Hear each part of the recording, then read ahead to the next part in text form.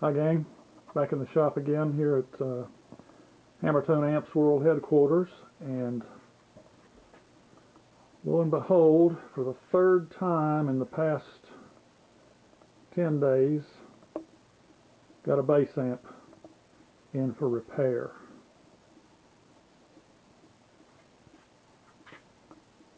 Backline 115, G and K, that's Galian and something. Solid state. I told the guy that this is a little out of my range of expertise, but I would take a look at it. I worked on his Bassman 10 for him and repaired it, and this belongs to his church, and he wanted me to ask me if I'd take a look at it. Okay, step 2 of this solid state amp diagnostic sequence. Excuse me. And I just remind you, this is not really my field of expertise. Set a tweed tube amp up here, and I'll dig right in and figure it out an hour or two, but this will be something new for me. This is a G and K. We've been over this already. It's a Galian Kruger. I don't know if you can see that or not. There it is.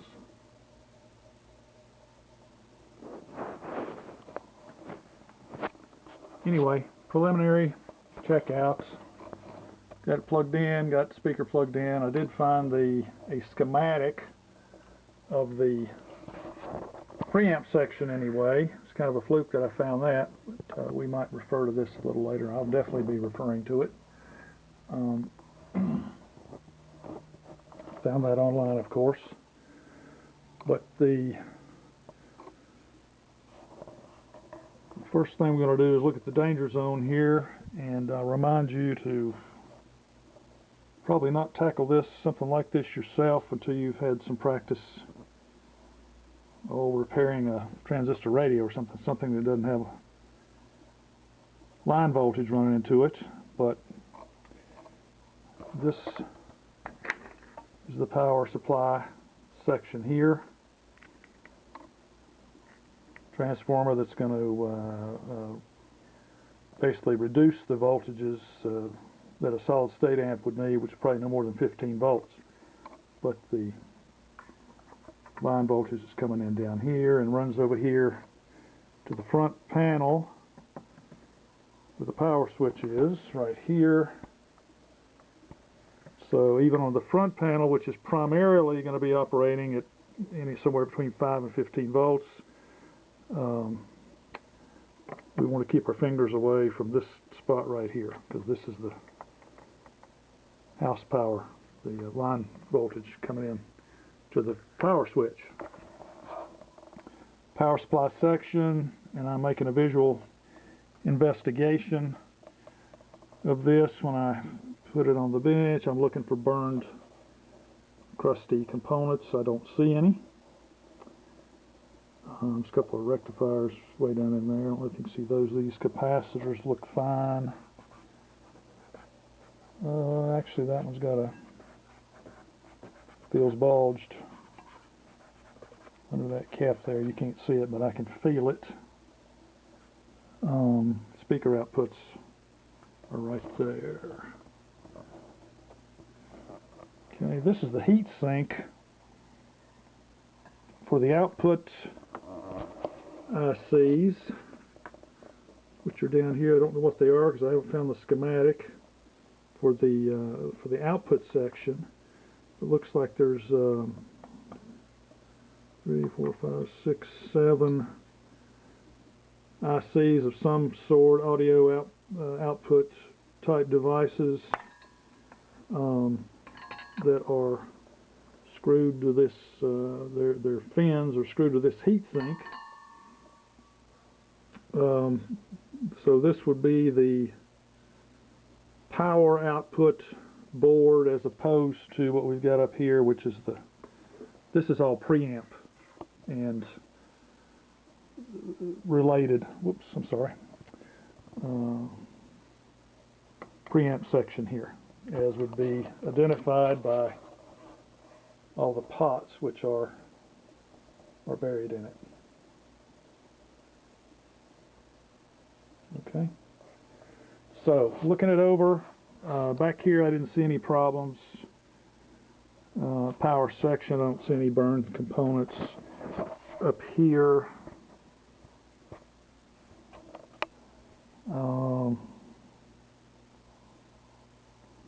the light's not very good here, and I'm sorry. The looks like there's been some extra solder work done.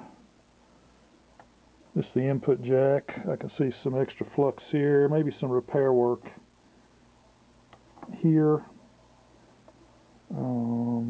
Here. Of course, this could have been done at the factory. Once this made it through the assembly line and came out and didn't work, for example, they might run it back in and diagnose it and replace. I can't see what that is under there, right there, but there's been some extra solder work done right there. Right here, a little bit of flux on the board. Extra flux here. At least the joints have been reflowed on the input jack. Maybe joints reflowed back here on, what is that? On the send and return jack. So we'll get a little better look at these when I turn this around. We get the light a little bit better. So I hope my camera focuses again. Okay, turn it on. Come on, camera.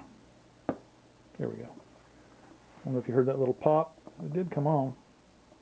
Power's up. I probably didn't mention earlier the customer reported no sound. This thing just went dead, or turned up dead, so to speak. We got power. I heard a pop. It's a preliminary indication that some of it works anyway. I've got audio output generator back here. Got it run down to about 40 millivolts output, which would be a very weak, considerably less than a guitar. Put in to this thing. I don't know if you can hear that, but I hear some tone. What do we got? 400 cycles. You players would know what string that's on. I don't. What do we got here? Mute. 10 decibels down. Got a kicks in the overdrive section. There is some impact there.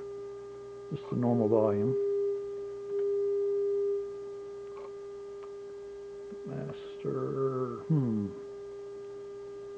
Master and boost don't impact this at all.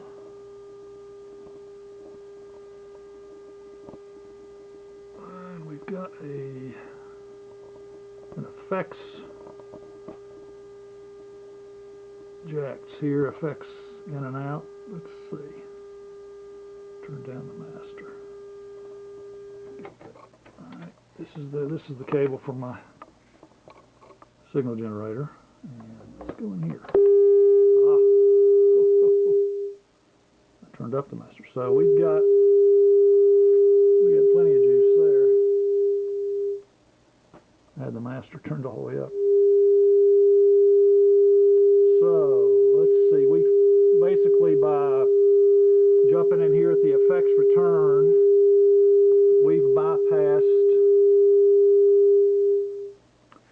Let me start over. By jumping in here at the effects return, we've bypassed the entire preamp section and gone right to the power amp.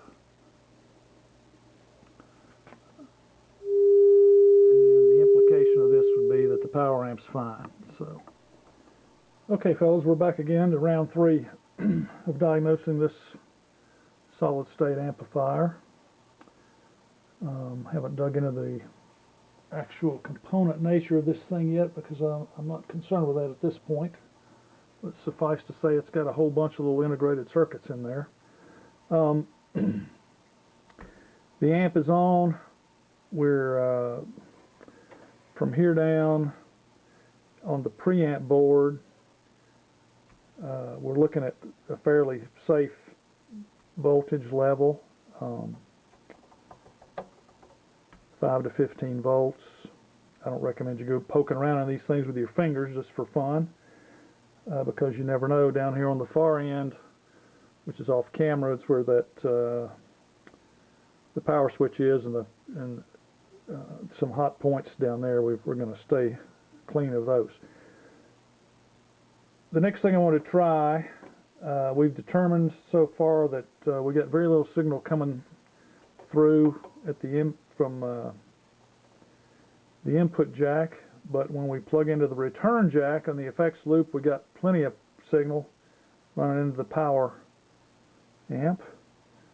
So we're gonna figure out what's going on between the input jack, which is right here,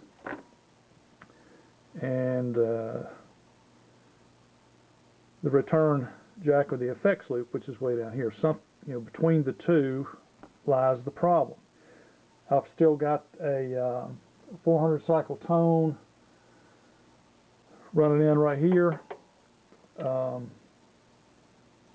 at about 40 millivolts, and we're going to use a signal tracer to trace down the line, see if we can figure out what's going on with it, where the problem is in this thing. And all we're doing now is trying to localize where the failure is. My favorite signal tracer died on me in the last day or two, so I'm using the ubiquitous radio mini amp, one of the greatest things ever offered at Radio Shack. I don't know if these are still available, but if they are, run down there and get a half a dozen of them. They're just handy items. And I've got a modified probe set here to turn this into a or to protect it as a signal tracer. And I'll give a shout out to Bill M Audio on YouTube. Has a nice video about how to make a probe that will nicely turn this into a signal tracer. So 400 cycles, this is the input jack. I assume you can hear that. We got signal at the input jack. Okay, now I've gone down through here, and you probably can't see this, but I've made a mark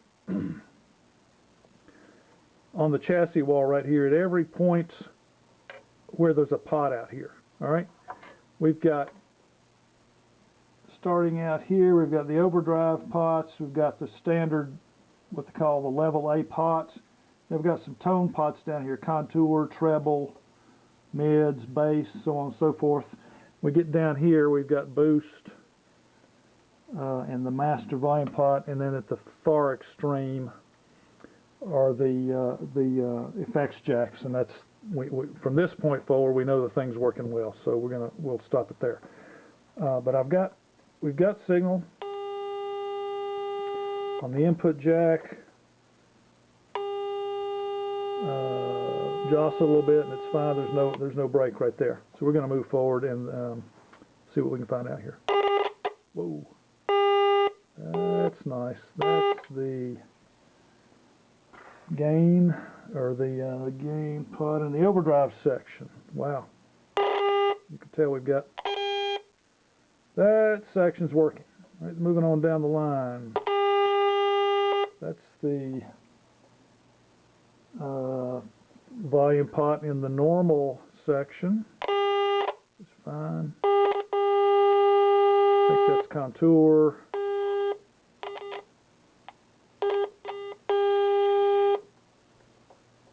Treble. That sounds a little shaky.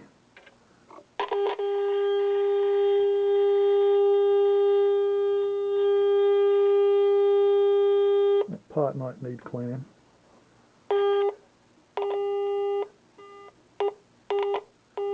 Alright, we're losing volume as we go down the line here. I'm not sure that's a catastrophe, given that we're going through the tone sections, which would drain off some volume.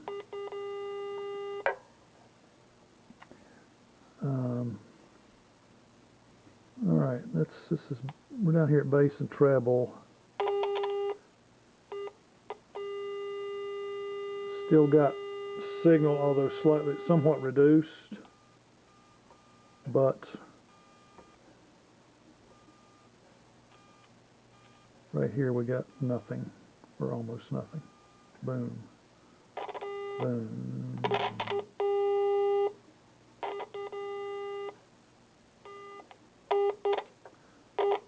What is that? It's low mid. This is bass. This was treble.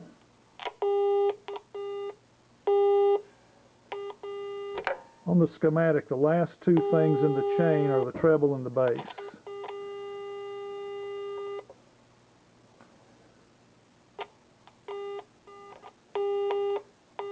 Which have got a reasonable amount of signal coming out of them. But when we move down here to the boost and master, we got nothing. And down here are the effects. This is the effects loop right here. Well, I do have something right there on the send. My bad. Oh, this is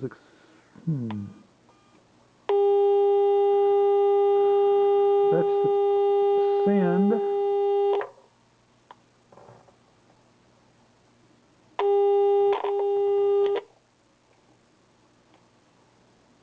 And that's the return.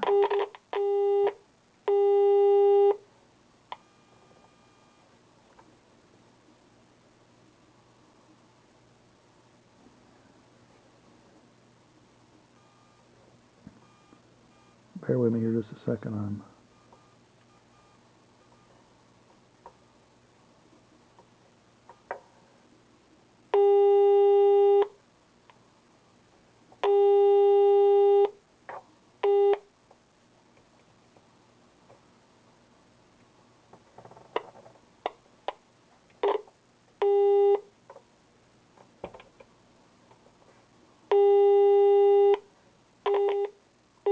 Send jack, return jack, both got signal. Okay. Boost and master volume pots.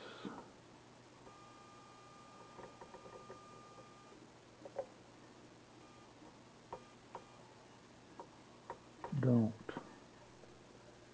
Alright guys, back again. I wouldn't believe the arrangement here. I've got to get this schematic on camera, but if it works, you'll be looking at this video. If it doesn't, you won't. This is the schematic, the preamp section of the amp we're working on, and which I feel like I was kind of lucky to find. The inputs over here, there's an overdrive channel which we're going to ignore, but the normal channel comes,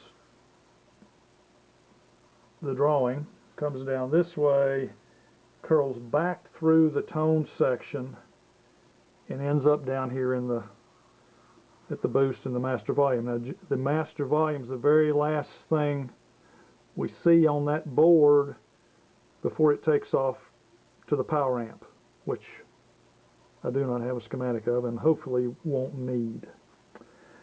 And tracing through the amp using the signal tracer, we started at the input jacks, then I skipped out to the volume knob and successively through the various potentiometers of the tone section, pot being right here. Here's one of the contour pot, low, mid, bass, so on and so forth. And we had decent signal all the way through all these pots. We had good signal here at the tip of the send jack and at the tip of the return jack. Alright, so theoretically I think we've got good signal all the way through the amp to right here, but not right here. Actually, not even right here. When we were tracing, I had a really nice signal at the tips of the send and return jack, but I had nothing out here at the boost pot.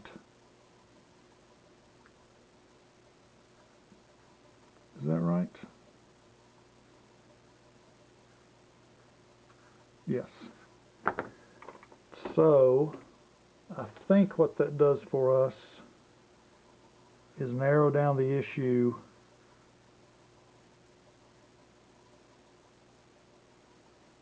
to right here.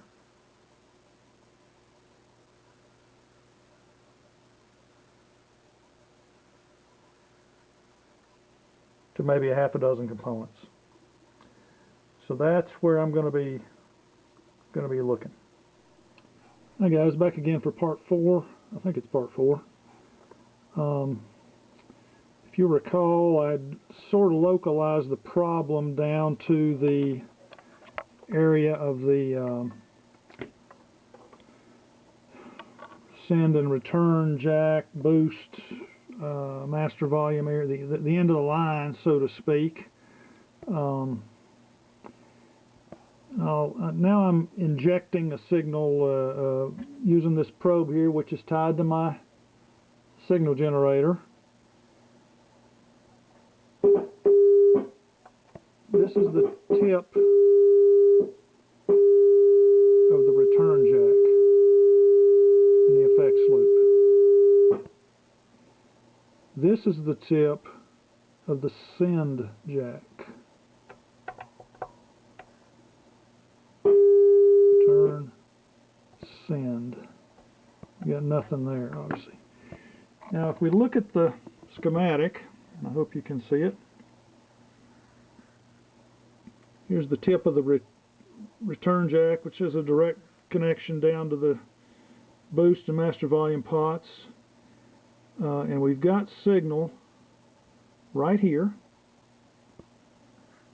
Here's the tip of the send jack, which theoretically is tied to the tip of the return jack. But at this point, I hear nothing. Now what that suggests to me is that the return jack switch point right here has failed, separated. So I'm going to take a look at that and let you know. Okay. Okay, what we're looking at now are the effects loop jacks, the send and return. This amp, and you're actually looking at them in a little magnifying mirror that I have laying under the circuit board there. I've tried to get enough light in there to where we can see what's going on, but I feel like I've localized the problem to those jacks, and in looking at them closely, I'm a big proponent of visual inspection, but I missed this early on. If you'll look closely, you'll see, I don't know if this camera's going to focus any better. I guess not. I'll back out just a hair. Let's see what happens here. You can see the oxidation, the greenish, the turquoise color there, implying, I think that's the color that the copper oxidizes to in general, but that's a sign that there's been some serious oxidation going on these jacks. Now I look down the pipe, so to speak, from the front, and the send jack, looking down in there with a flashlight, I can clearly see that sort of thing. So, boy oh boy, I do not want to try to get these jacks out of here really. So I'm going to try to figure out how to clean the contacts. These are cliff type jacks, which are a little bit harder to get to, but I'm gonna see if I can figure out how to clean the contacts on them. We'll see what happens. Okay, fellas, back again for the last segment. I'm sure you're thrilled with that. And I can go on record as saying that my diagnosis was correct. Turns out the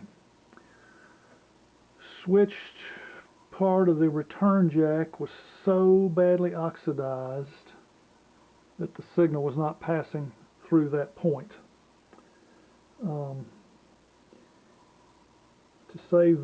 To hopefully save the misery of taking that circuit board out and/or removing those jacks to try to clean them up, I got busy this morning and made a little tool. This is a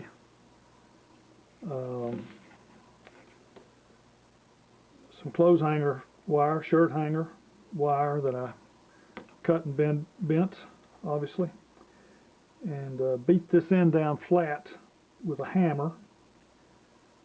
Filed it a little bit to make it a little bit narrower, proper shape and size. It's almost exactly 1/4 inch wide, so it'll fit inside a jack shaft. And I took this little guy and scraped the oxidation off of the jack switch points. Now, it would have been impossible to video that part of the sequence, but I do. You can see the output jacks in this amp. There's 2 of them, and if you'll look closely, I don't know if you can see it or not, there's some of that turquoise oxidation floating around in there. This particular switch point right here was fairly heavily oxidized, so to demonstrate what I did on the hidden jacks, I'm going to tackle it on these output jacks. And basically, looking at that jack, I'm going to insert this thing in there and scrape off the switch points on those jacks, and hopefully you can. I don't know how well you can be able to see that. But,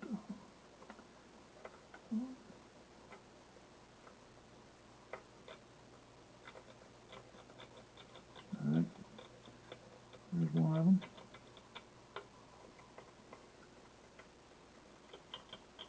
There's the other one. Fronts, it's a little harder to reach the back.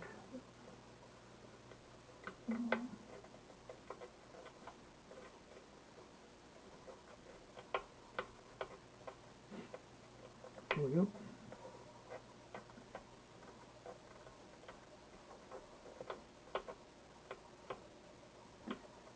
Yeah, I can see, I don't know if you can see, I can see some oxidation. The dust of that flying off of that thing.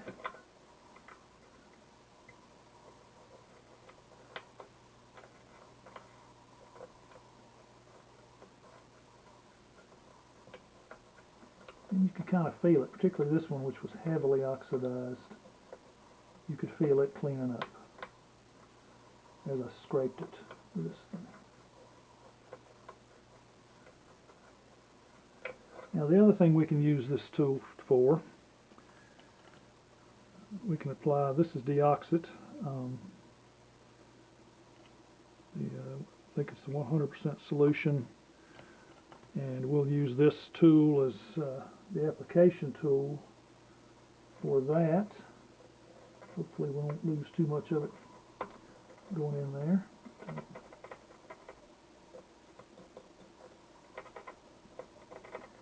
Get enough diauxit on there. Of course, diauxit makes spray, which I'm out of.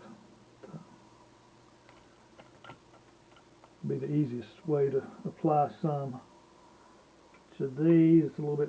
A lot of the sprays are a little bit messy. You can get a measured spray that just sprays one little puff of 100% deoxit, and that's the best type to get.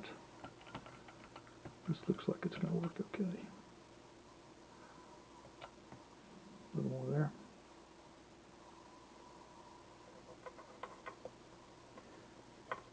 Just a reminder, this is what I did to the send and return jacks on the front of the amp. We had narrowed them down as the problem location for the signal loss.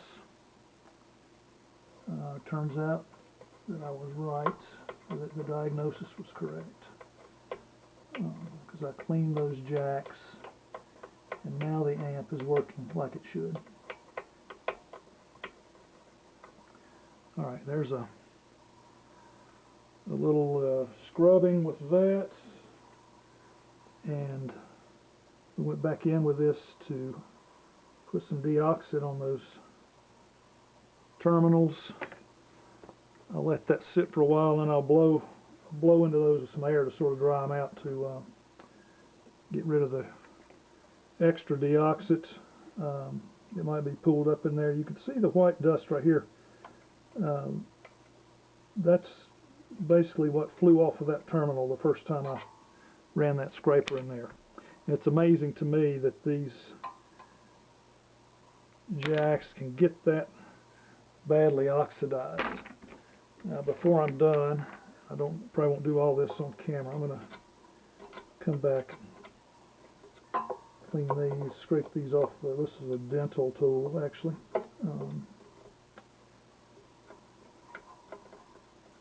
And before I'll get some messages from somebody about, hey, where'd you get that? I got it at a ham radio show. That's where dentists get their dental tools, isn't it? This is a darn handy item for some things. And these being exposed, we could actually get under them from this side in this way if we chose to.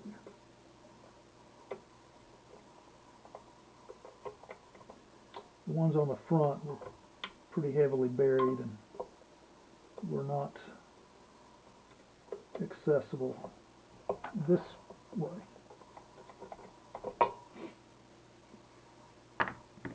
Like I said, I'm going to let that deoxit sit on there for a while, and I'll blow those off.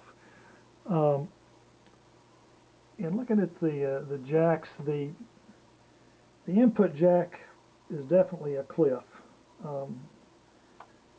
brand jack. Actually has Cliff written on it. These jacks and the jacks that are the problematic jacks in the send receive section, I think are off-brand budget jacks. You could probably buy a tractor trailer load of these for about $10 if you chose to. And not coincidentally, I would suggest the Cliff jack, the real Cliff jack, is not oxidized at all. And all of these, there's 6 of these budget type jacks in here, and they are all got at least some oxidation on them. Anyway, I'll quickly plug this up. Let's see if we can get something going on here. Just so you know, power, speaker, turn it on.